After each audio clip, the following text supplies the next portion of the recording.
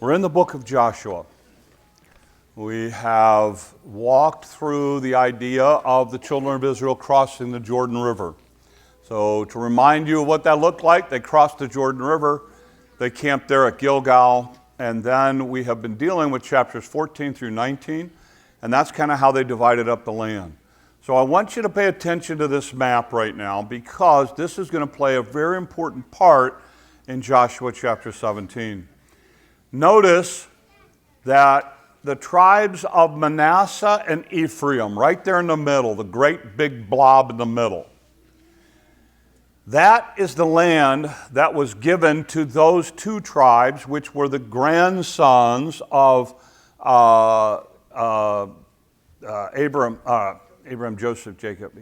Jacob, and the sons of Joseph. It's important to understand what Manasseh was given. If you'll notice, their land extends all the way from the coast of the sea all the way into the desert. So let me tell you a little bit about the topography of this land that they now possess. First of all, it will give you anything you want to do is provided to you as a group of people. For instance, if you have people in your group who want to fish, then guess what? They have a whole coastline to work with there. They want to make themselves a port for sea cargo, they can build a port there. The land next to that, the area next to that is a rolling hill that's nice and green, perfect, absolutely perfect to raise livestock in. You go a little bit further as you get closer there to that Jordan River, and all of a sudden now you're into a mountainous area, and there are a lot of forests. So in the mountainous area, if you want to put in a quarry and mine rock and use it for building stones and selling people stones, you got a perfect area for that. If on the other hand you want to go into the lumber business, you've got a forest that you can start cutting down trees with. Then you come over to the Jordan Rift, the Jordan Valley area, and that's a nice luscious area, lots of springs, lots of natural water, always a beautiful area to be able to raise whatever you want to raise.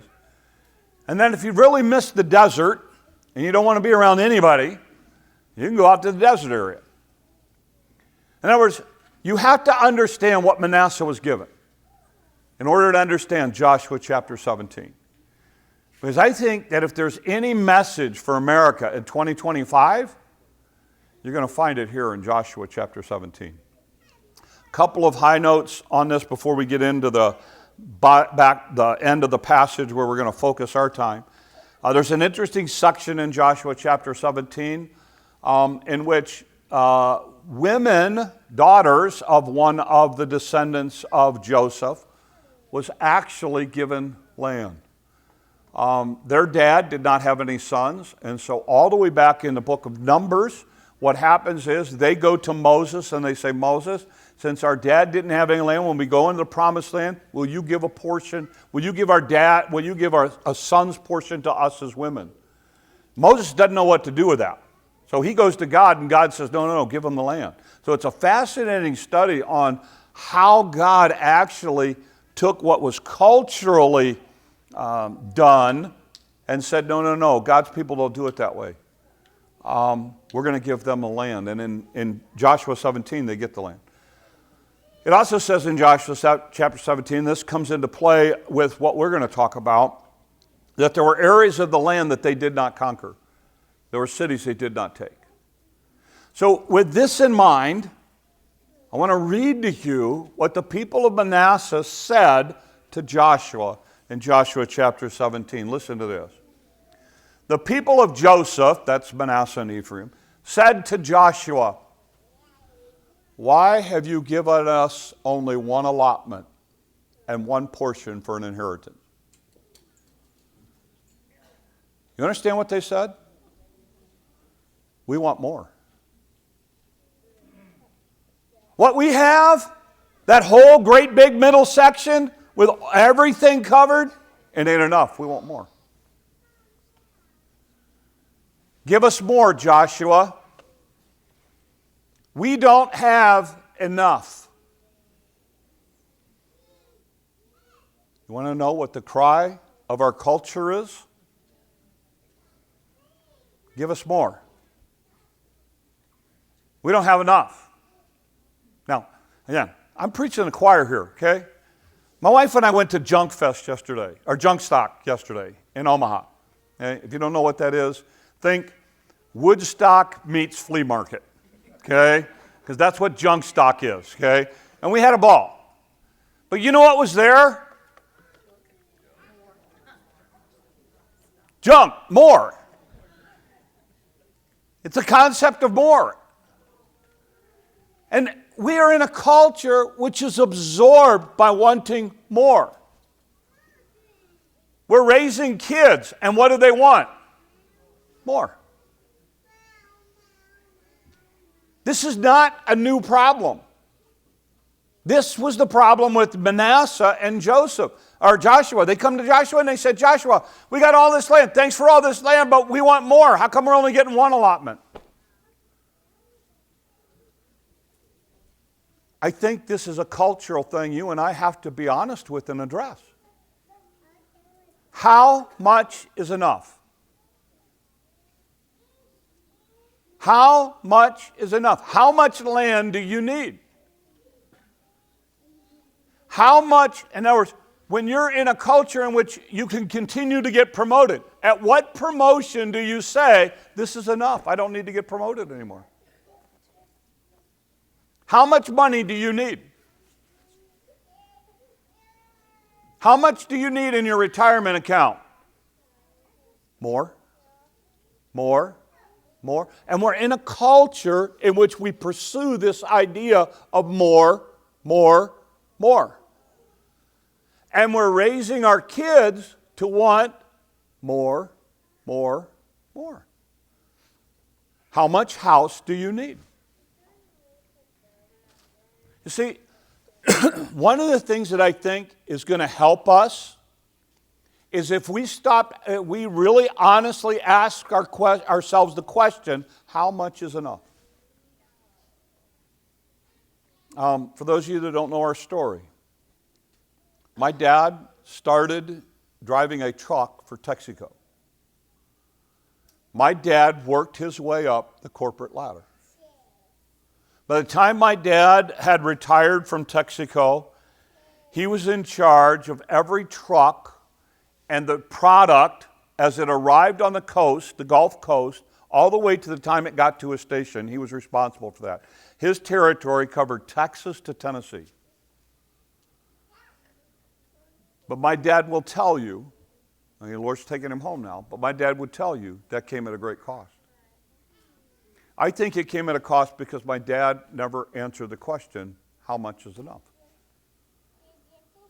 You see, the way the corporate world works is in a company like Texaco, when you take the first promotion, if you say no to them any time after that, you're done. It's as far as you will ever go in the company. And I look at my dad. When we were in Lima, Ohio, that's the longest we ever lived any place, 6 years. We're in Lima, Ohio. My dad managed a bulk plant in Lima, Ohio. At that time, my dad refereed football. My dad refereed basketball. My dad had his private pilot's license, so he was instructing people on weekends and flying. My dad had a company that came to him in Lima, Ohio, and they said, hey, we got a twin-engine plane. We need a backup pilot. Would you be the backup pilot? We'll pay for all of your flight school. We'll pay for all of your flight hours. You can use our plane to get all your training. My dad said, you bet. My dad loved flying. Got his twin engine rating. Then my dad they came to him and said, look, we're getting ready to do some flying overseas. We're going to buy a small jet. If you're willing to take 2 weeks of vacation, we'll pay for all of your jet school. We'll pay for all of your jet hours, and we will have you as a backup pilot for us if you're willing to do that. My dad had it all in Lima, Ohio. And Texaco came to him and said, we want to promote you. We want to move you to Detroit. It was more money. It was a better, nicer job. It was more prestige. And my dad said yes. And my dad said yes every 3 years until the day he finally retired, because Texaco kept offering more and more and more and more. And I wonder sometime if he should have just stayed in Lima, because it came at a great price.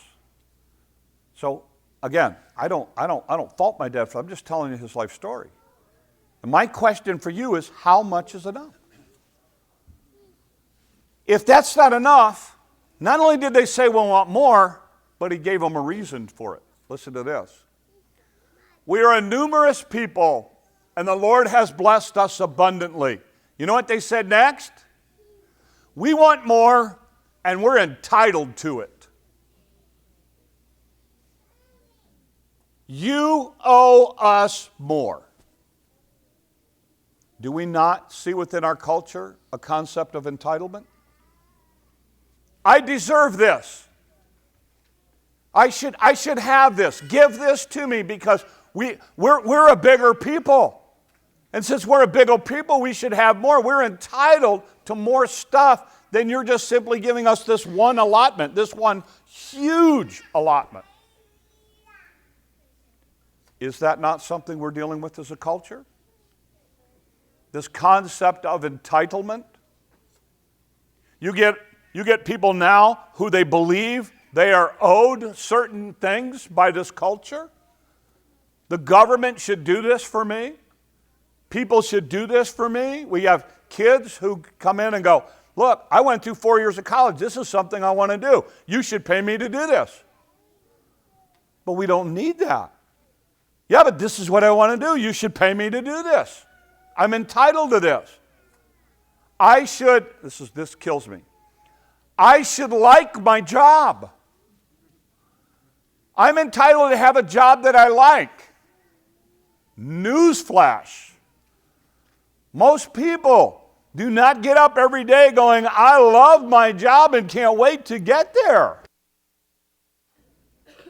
It's a grind, but it pays the bills. So there's a lot of people in life that do jobs that they don't necessarily enjoy doing. I mean, listen, I love what I do. I'm very, very fortunate. But if you think I get up every day and go, I am so excited to be a pastor today. I get up some days and say, God, get me through today. But yet you have to look at, and Manasseh comes to Joshua and they go, hey, Joshua, we want more and we're entitled to it. Because we're the biggest group. So give us more. Now, if you're Joshua, how do you deal with this? Because I love Joshua, because Joshua's solution should be our solution. Notice what Joshua says. He turns the tables on them. And he goes, if you are so numerous, and if the hill country of Ephraim is too small for you, go up into the forest, clear the land for yourselves, there in the land of the Perizzites and the Rephuites. In other words, guys, if you want more, go get it. Clear the forest. You've got the space. You're letting the enemy live there. Go up there, clear it out, take the land. I'm not just going to give you more. You want it, go get it. Now, if you're Manasseh, what do you say to that? Listen to what Manasseh says.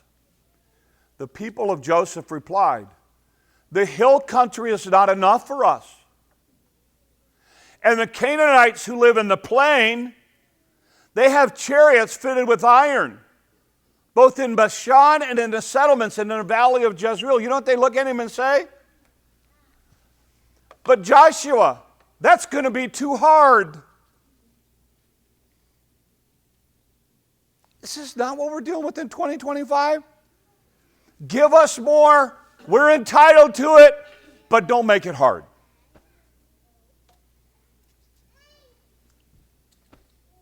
This is their answer. Joshua goes, look, you have enough. You go in there, you're letting the Canaanites live in the land. You can farm that land. You can put all your flock in there. Just go in there and take it. And their solution, their response, oh, that's hard.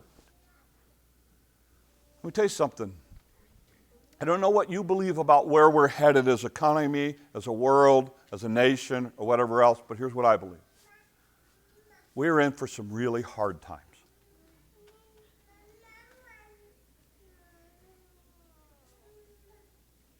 And the generation that is out there now is not ready for it. Because if they think this world is hard, let me tell you something. They have no clue what's coming. And we have to prepare them for hard.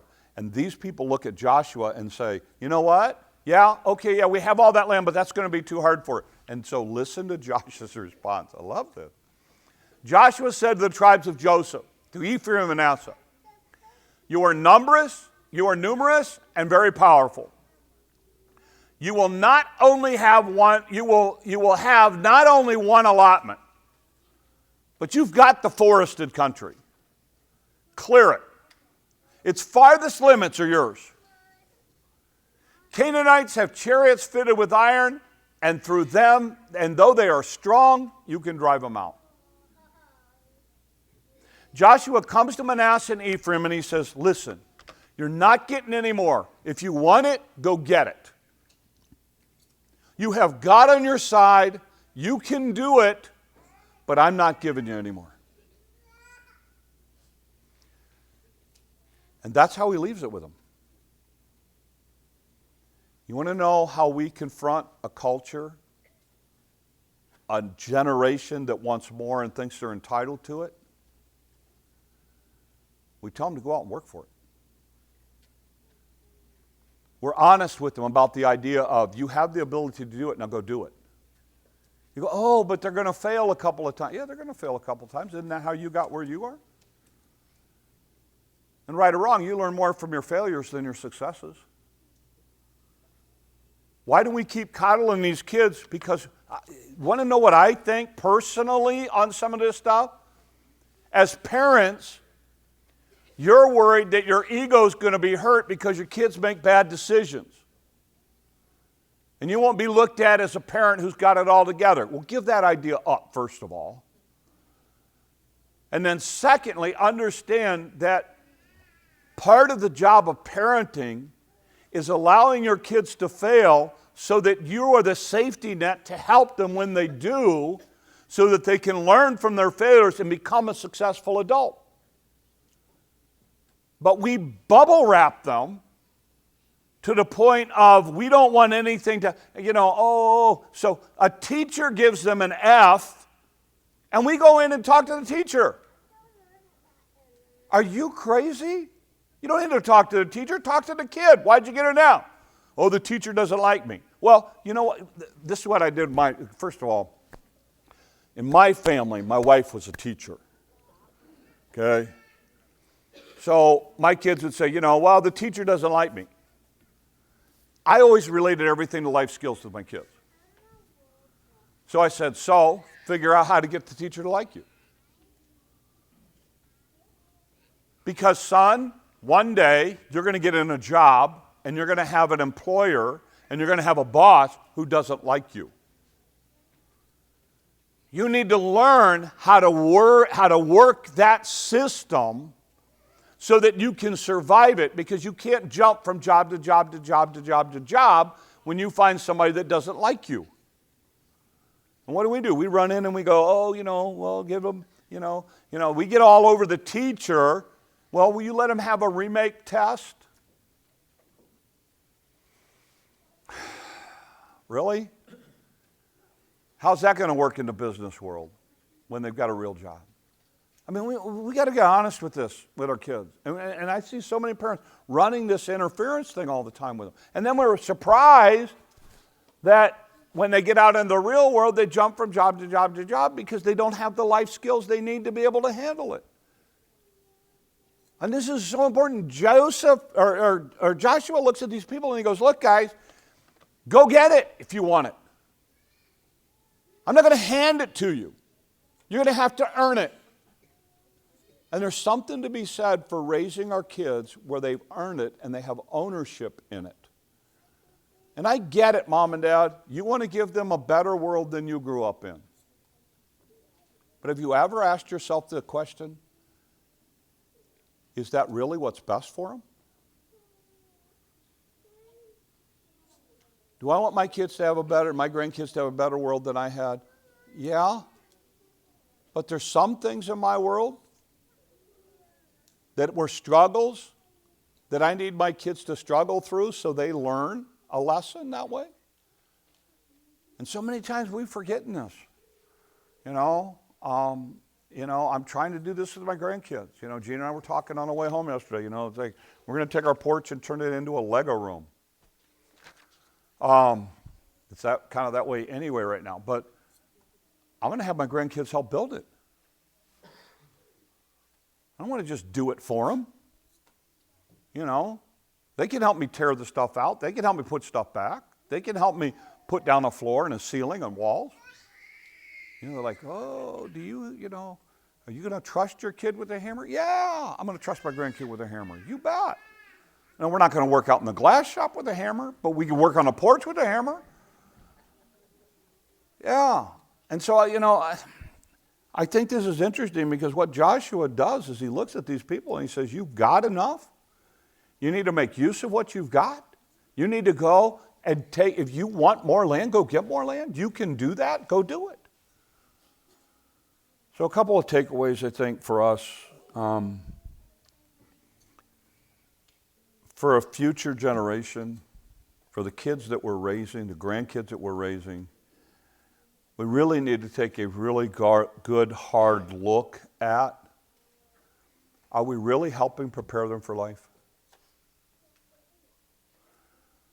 I mean, really? Are we really preparing them for the real world? This idea that I'm all for praising kids, but this idea where we praise you for doing stuff that you ought to do anyway? Oh, honey, I'm so glad that you got dressed today on your own. I know that you're 13, but come on, I'm so excited for that. You did a really good job today. Are you kidding me? It ought to be normal when a meal is over. How old are 5? My 5-year-old, we're going to have everybody over for lunch today. My 5-year-old grandchildren, 5 years old, no. When you're done at this table, you take your plate, you wash it, you put it in the dishwasher. They're 5. And when they do it, and they come back, Grandpa, oh, I'm so happy you put your dishes in the dishwasher. No, it's expected. I'm a lot more older than you. And that's what I have to do. And nobody sings my praises when I put something in the dishwasher. That's like, we're forgetting this. And so we're raising these kids and we're overcompensating some of the stuff instead of saying, no. You know what? There are requirements in this house for everybody, and this is expected of you. This is what we expect you to do. Oh, but my kid does so well on praise. Well, here's the problem. When they get to the real world and they start doing their job, their boss is not going to jump up and down every time they do what's expected of them. So prepare them for the real world. I'm not saying a 2-year-old, you don't look at them and go, oh, thank you for putting your dishes in the dishwasher. I'll do it at 2. I'm not doing it at 10. I mean, it's just so important. And I think we really have to look at, are we getting these kids ready for life?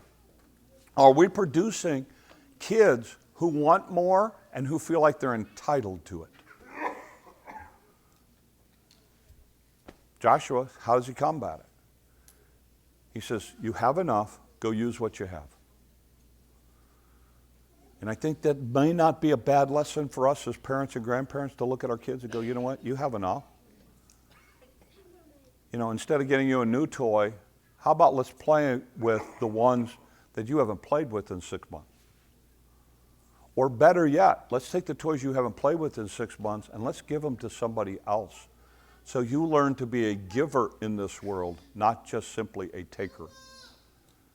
So that you learn to serve rather than to be served. And again, I think this is important. This is the role that we have as adults. I think another challenge for us in this whole passage is this idea of this entitlement idea. Be really careful here. Because if we're not careful, what's going to happen is we're going to have a group of people that feel entitled and feel like if it's too hard, I don't want to do it, you need to do it for me. I hope, when your kids look at you and go, Mom, Dad, that's too hard, you look at them and go, then let's figure out an easier way to do it, but you're going to do it. Your kids need to learn how to do the hard things. We've been siding all year, feels like. But anyway, so I finished it up this week, and so I'll have when the grandkids come home, I'll have them help me for a little bit. And so a lot of times we're picking up stuff. And so Alden's 5, and so I said, hey, Alden, I don't know if this is too heavy for you to carry or not, but see if you can carry this. And it was heavy, and it was hard. He goes, I got it, Grandpa. I got it, Grandpa. And he got it. But it was hard. But again, my job is, I want to try to push him. I want to try to do that for him. I want them to learn to do the hard things. And so I want to challenge you with this because I think sometimes we're forgetting our responsibilities here as a parent. And if we're not careful, we're setting a model of always wanting more. We're setting, in some cases, by the way, get upset all you want at the kids who have an entitlement mentality, but you know where they learned it from? We taught them entitlement. We taught them, you know what? I want you to have it easier than I had it, so I'm going to give you this, and I'm going to give you this, and I'm going to give you this, and I'm going to give you this. They learned it from us. And I'm saying let's take back that land. We do not want to be like Manasseh. We do not want to have that concept of more. We've got to define for us what is enough. And we have to be careful of that entitlement idea, even in our own lives, that I'm entitled to it. So I end with this. Joshua 17 requires that we honestly look at our attitudes toward life. We've got to ask ourselves some hard questions. How much is enough? Do we really want what we deserve? Do we seek the easy path? We don't want to be like the people of Manasseh. God has destined us for so much more. Let's pray. Lord, help us. God's the easy trap to fall into. Lord, there's always an attitude of discontent, of wanting more, of trying to have a newer this or a nicer that or more of that. And God, I just ask that you help us to be honest with ourselves. That God, we be careful of this attitude creeping into our lives where it becomes all about us. And Lord, we're not thinking of how we can serve and minister and give to others. Lord, use us as we try to raise our kids. Would you give us wisdom to know the best ways to confront a society that is so absorbed with this stuff? And just don't let it be a part of our lives, Lord. And we'll give you the honor and the glory and the praise. These things we ask in your name. Amen. Let's stand together.